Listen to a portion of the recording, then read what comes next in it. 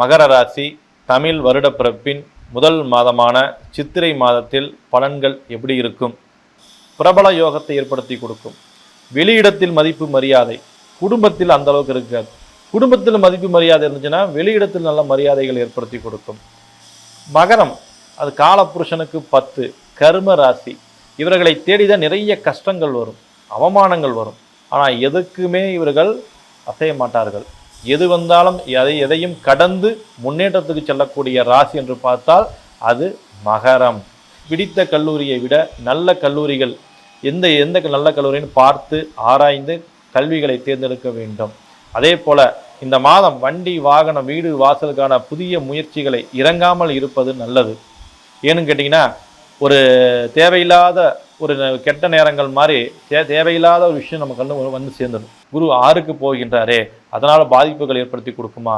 அப்படியே கிடையவே கிடையாது.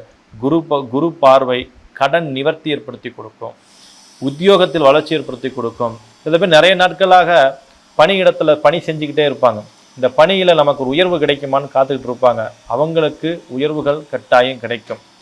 கவலைகள் கொஞ்சம் அவங்களை ஆட்கொள்ளக்கூடிய ஒரு மாதமாகவும், அதே சமயத்தில் நல்லது தாமதமாக நடக்கின்ற ஒரு மாதமாக இந்த மாதங்கள் உள்ளது. எச்சரிக்கையாக இருக்க வேண்டும்.